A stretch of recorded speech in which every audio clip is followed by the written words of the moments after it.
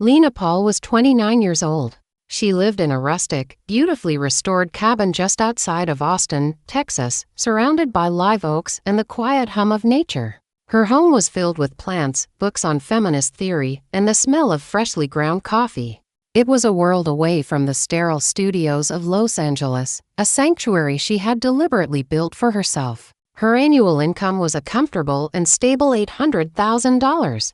A sum earned not through relentless work in front of the camera anymore, but through a curated portfolio, a significant ownership stake in an ethical production company she co-founded, a popular Patreon where she shared her philosophical musings and artistic photography, and wise investments in sustainable tech. She was an artist, an entrepreneur, and an intellectual, a woman who had taken a controversial path and carved out a space of profound respect within it. But the woman who now found solace in the Texas Hill Country was a far cry from the idealistic, intellectually frustrated college student she had once been. That girl was named Elena, and her story was one of a rebellion not against poverty, but against a system of thought that felt too small to contain her. Elena was a philosophy major at a prestigious liberal arts college in New England. She was sharp, articulate, and possessed a fierce, questioning intellect. She devoured the works of Camus, de Beauvoir, and Foucault, spending long hours in heated debates in dorm rooms and coffee shops about existentialism, phenomenology, and the structures of power. Physically, she was a striking presence. She had a natural, earthy beauty that stood out amidst the polished, preppy aesthetic of her peers. Her most captivating feature was her thick, mane-like cascade of dark, curly hair, a wild frame for a face of soft, strong features. Her eyes were a deep, soulful brown, capable of conveying intense thought or deep warmth. She had a strong, womanly body, not the thin, waifish figure often idealized in academic circles. She was curvy and soft with full, heavy, all-natural breasts, a soft belly, and strong thighs, a body that felt more real and grounded than the abstract theories she studied. She was proud of her body, but in the cerebral environment of the college, it often felt like a separate entity, something to be ignored in favor of the mind. It was in a seminar on the phenomenology of the body that the first seed was planted.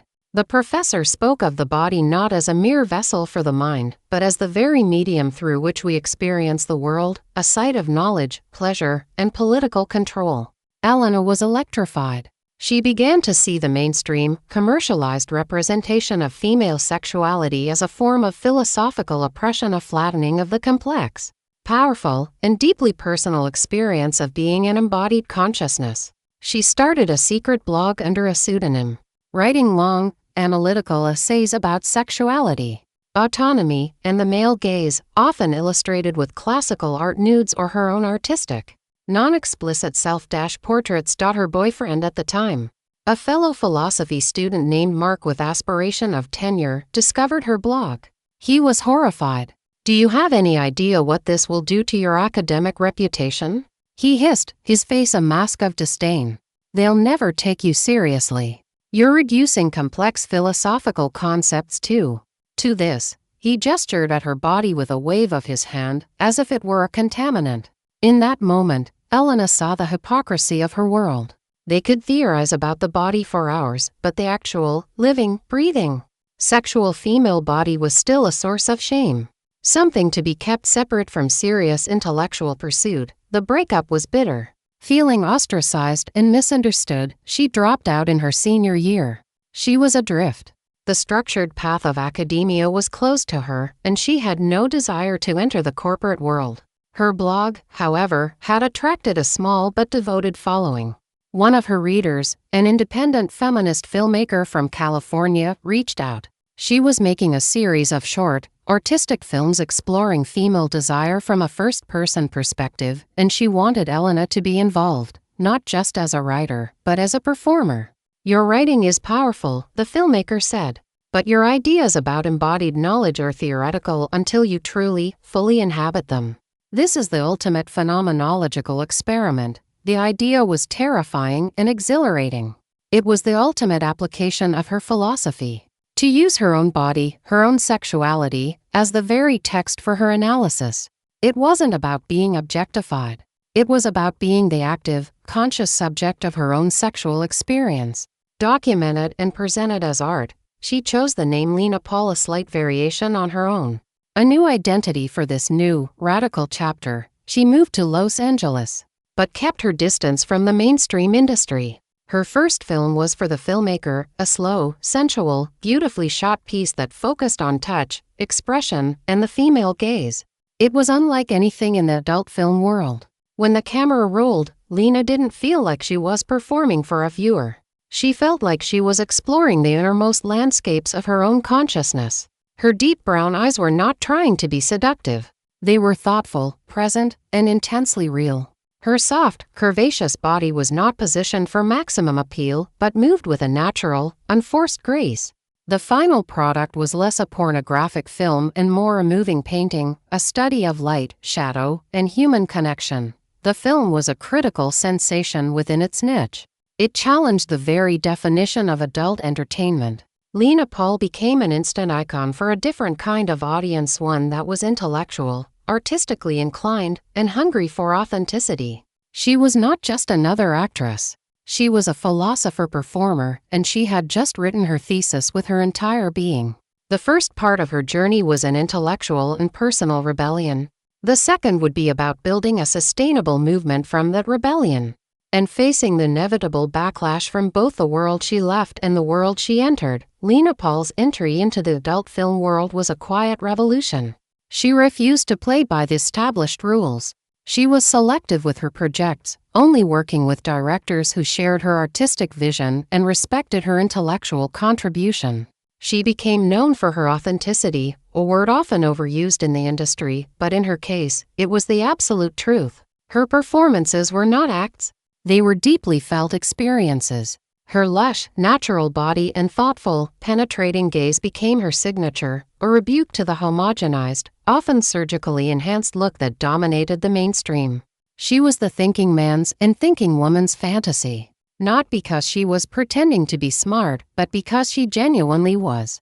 And that intelligence shone through in every frame. She quickly gained a cult following. Her fans didn't just lust after her. They admired her. She started a podcast, The Embodied Mind, where she discussed philosophy, the politics of the adult industry, and the psychology of performance. She was invited to speak on panels about art and sexuality, often finding herself the only person from the adult industry in the room, holding her own against academics and critics. She had successfully created a lane for herself where she was respected as both an artist and an intellectual. The money was good, but more importantly, she had creative control and a powerful platform. This very success, however, made her a target. The mainstream adult industry viewed her with suspicion. They saw her as an elitist, a college girl who was slumming it, using their industry as a canvas for her highbrow art project while looking down on the people who had built their careers within it. A campaign of whispers began, labeling her pretentious and difficult to work with. More dangerously, her former academic world turned on her. An article was published in a conservative-leaning cultural journal, written by her ex-boyfriend, Mark. It was a scathing takedown titled The Pseudo-Intellectualization of Porn. How a Dropout Perverts Philosophy for Profit. He systematically dismantled her public persona, using his academic credentials to paint her as a fraud, someone who used complex jargon to justify a career of debasement. She went on, eloquently dismantling their arguments not with academic jargon, but with plain, powerful logic about autonomy, art, and the right to self-definition. The segment ended with the hosts flustered and the audience in stunned silence. The clip went viral. She hadn't just defended herself. She had articulated a manifesto for a generation of women tired of being forced into boxes. The backlash didn't disappear, but it was drowned out by a massive wave of support. Her popularity and influence soared to new heights. In the years that followed, Lena Paul used that influence to build something lasting. She co-founded a production company, Veritas Studios, dedicated to ethical production, fair pay, and artistic integrity. She became a mentor to new performers, teaching them about contracts, finances, and the importance of maintaining their mental health. She had proven that you could be both a sex symbol and a CEO, a performer and a philosopher. Now, at 29, living in her Texas cabin, Lena Paul has found a profound sense of peace. The fiery rebel has matured into a wise leader. The girl who was told her body invalidated her mind had built a career and a life where the two were not just reconciled, but were inseparable sources of her power. Her story is a testament to the courage of living an integrated life, of refusing to be fragmented,